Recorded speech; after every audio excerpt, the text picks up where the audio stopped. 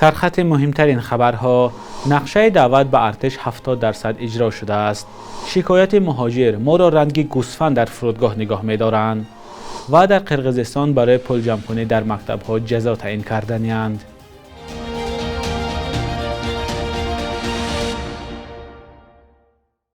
درود بینندگان عزیز، اینجا استودیوی رادیوی آزادی در دوشنبه است و من مولا رجب یوسفی با آخرین خبرها در خدمت شما هستم. خوش آمدید به برنامه نوید بامدادی.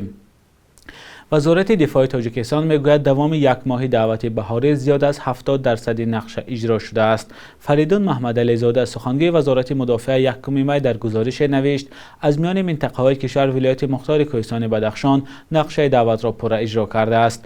به قبل منبع نقشه دعوت در ولایت ختلان 86، ناحیه تابع مرکز 74، سوخت 55 و در شهر دوشنبه 51% اجرا شده است. در حالی که ساکنان از جلب مجبوری جوانان به ارتش در بعضی منطقه‌ها از جمله پایتخت شکایت کردند، سخنگوی وزارت مدافع از افزایش صف اختیاران به ارتش نوشته است.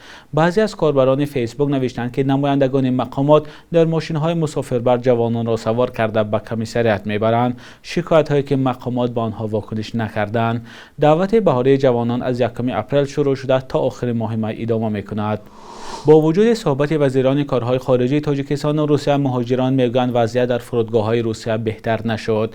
یک گروه از مهاجران تاجیک به رادیوی آزادی گفتند صبح 1 می از دوشنبه به فرودگاه ونوکوو مسکو پرواز کردند ولی 35 نفر را به روسیه راه ندادند. مهاجران میگویند مسئولان فرودگاه تلفن و شناسنامه‌های آنها را گرفته چند ساعت تفتیش کردند ولی سبب به روسیه راه ندادن آنها را نگفتند. این گروه مهاجران در فرودگاه منتظر سرنوشت خود هستند. سرگذشت این مهاجران را از زبان یکی از آنها خودتان بشنوید.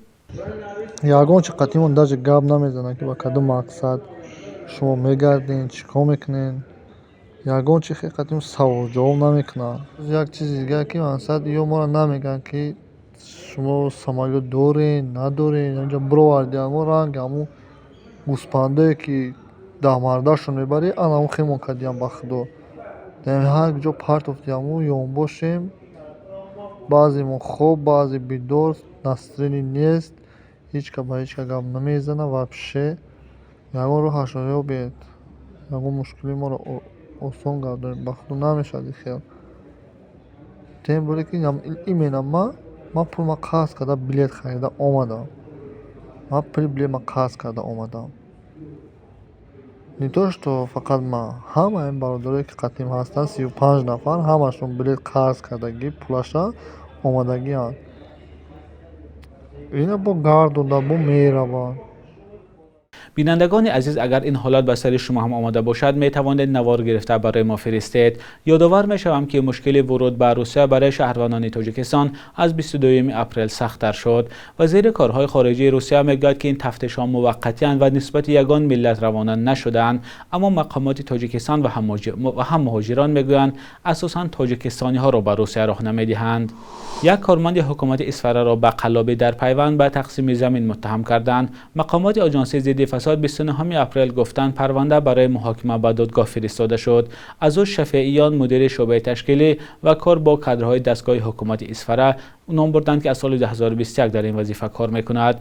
مقامات میگن او برای دادن قطعه زمین از چند نفر از جمله از یک شهروند 225,000 سامانی طلب کرده است. در حکومت شهر اصفهان گفتند که شفیعیان در رخصتی است. گناهکار بودن یا نبودن او را سود معین میکند، گفت زبیدالله شامدوف سخنگوی حکومت اصفهان روز 1 می. خودش نخواست درباره اتهام اعلان شده صحبت کند. در همین حال بعضی از همکارانش گفتند که شفیعیان هنگام مناقشه شب 28 و 29 ژانویه سال 2022 در مرز با قرقیزستان زخمی شده بود. در صورت تصدیق اتهام در دادگاه به شفیعیان جریمه یا زندان تهدید میکند. شورشوی زمین دردی سری نو برای دهقانان در ولایت ختلان شده است. کشاورزان میگویند که مقامات برای تازه کردن زهبورها کمک نمیکنند و خود آنها نیز برای این کار پول ندارند. راه چاره چیست؟ در گزارش طاهر سفر ببینید. قربان سفروف کشاورزی 72 ساله از ناحیه جلال‌الدین بلخی از سرنوشت زمین‌هایش نگران است که شورشوی به آنها تهدید می‌کند. پاک نکردن زهبورها که آب را به جای دیگر می‌برند نمناکی را در کشتزارهایش زیاد کرده است. از بس که مینرال و نمک زیاد از آب جمع می‌شود، حاصل زمین و درآمدی دهقانان هم کاهش یافته است. این هم زمین دارن آب دادن رفته ایستاده است. زور نمیرسه که بکوبمش. او زیر زمینی او زمین میبرن میره و رنگین بروره میبرن میره و همیشه برور که بکنن 1.5 متر پس میشه. شولوکش پس میشه. 1.5 متر که پس شد زراعت میشه. شورشوی زمین ها فقط یک مشکل کشاورزان وادی وخش است که محتاج کمک و دستگیری اند. قسم زیادی دیگر تکنیک کشاورزی کافی ندارند و نمیتوانند سری وقت کشت کنند و حاصل بگیرند. همه تکنیک‌ها کار میکنن وقت ساعت چقدر می اومدن این خیلی قفاشنی نبود. بازی خیلی خوجگی دارو با شما معلومه که لیچون خودشون هم اگرانومه همش خودشون داو میکنن تکنیکا را میارن میخرن بسیار اصلا خوجگی دارو حساب تکنیکا کمبودیشون حساب تکنیکا میشه. در تاجیکستان خواجگی کشاورزی مستقلند و دولت به آنها کمک هم نمی کند. نه امتیازی درست دارند و نه امکاناتی که کارشان را خوب پیش برند.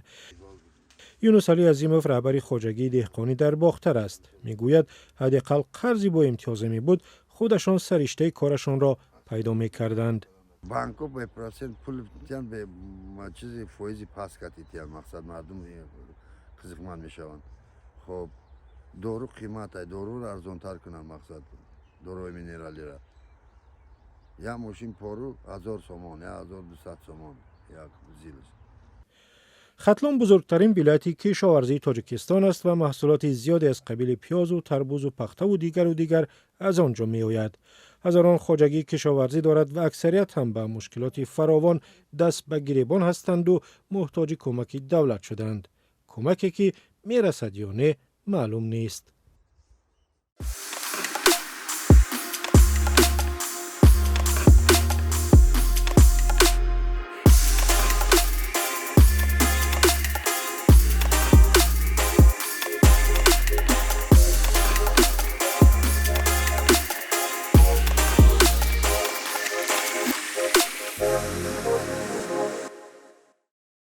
وزیر کارهای خارجی آمریکا میگوید اگر اسرائیل بدون برنامه عمیق حمایت از غیر نظامیان به شهر رفح حمله کند، واشنگتن از آن حمایت نمی کند. اظهارات انتونی بلینکن هنگام سفرش به تل آویو صدا داد. دیپلمات بلندپایه آمریکا همچنین گفت تا حال برنامه از سوی اسرائیل ندیده است که شامل حمایت غیر نظامیان باشد.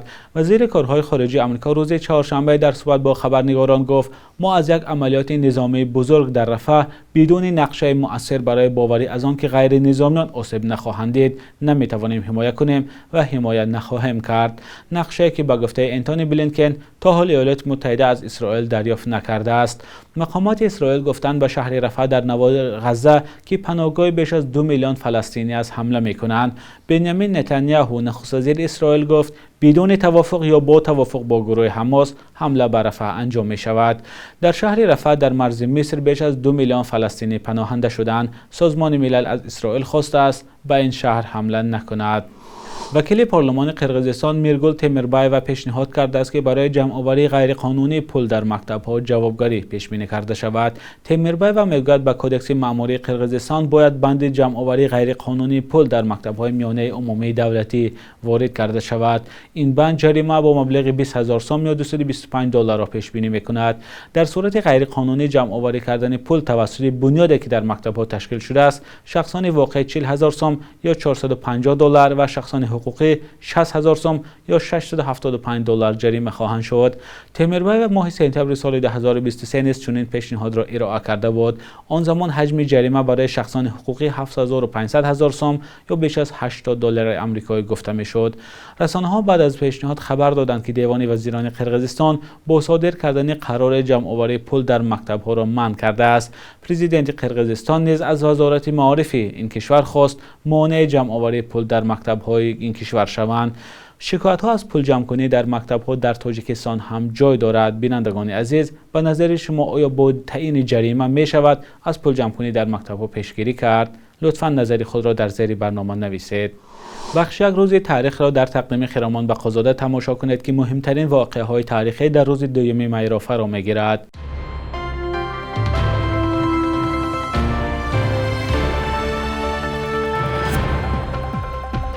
دوم می май соли 1903 Комил Ёрматов таваллуд шудааст, ки дар ташаккули мактаби синамои Тоҷикистон ва Ӯзбекистон нақши муҳим мебозидааст. Хатм кардаи мактаби синамои Москав дар даҳҳо филму намоишномаҳо ба ҳайси ҳунарпеша ва коргардон кор кардааст. Ӯ 75 сол умр дид. Баъди маргаш студияи Ӯзбекфилм ба номи ин фарзанди Тоҷикистон гузошта шуд. Сабаби рафтанашро аз Тоҷикистон таърихнигорон ба озурдагӣ аз раҳбарияти вақти кишвар рабт медиҳанд. 2 май соли 2017 вазорати корҳои дохилӣ, Кумитаи давлатии амнияти миллӣ ва хадамоти алоқаи Тоҷикистон қарори якҷоя қабул карданд, ки фурӯши симкортҳои телефонҳои мобилро маҳдуд мекунад. Ба шаҳрвандони Тоҷикистон доштани танҳо як симкорт аз як ширкати мобилӣ иҷоза шуд ва дар сурати зарурат симкорти дуюмро танҳо аз ширкати дигари мобилӣ ва бар асоси шиносномаҳои миллӣ ба даст овардан иҷоза доданд. Мақомот гуфтанд, ҳадаф таъмини амният аст, то муоширати шаҳрвандон таҳти назорат бошад. Ин тадбир мояи интиқоди зиёд дар ҷомеа шуд. 2 май соли 1911 зодрӯзи шоир ва ходими давлати Мирзо Турсунзода аст, ки дар таърихи Тоҷикистони шӯравӣ чун қосиди сулҳ ёд мешавад. Ӯ аз он шоирони тоҷик аст, ки шӯҳраташ бештар ба муаррифии тоҷикону Тоҷикистон дар дунё рабт мегирад. Дар мақомҳои баланди давлатӣ мисли раиси иттифоқи нависандагон кор карда, барои рушди шеъри тоҷик ва пуштибонӣ аз фарҳангу адибони тоҷик заҳмати зиёд кашидааст. Турсунзода 66 сол умр дид ва солҳои истиқлолият ба ӯ унвони қаҳрамони миллии Тоҷикистон дода шуд. صبح امروز در بانک تجارتی تاجیکستان 1000 روبل روسیه به 117 سامانی برابر است. 100 دلار آمریکایی باشد تا 1088 سامانی ارزش دارد. قرب رسمی بانک ملی تاجیکستان برای امروز چنین تعیین شده است.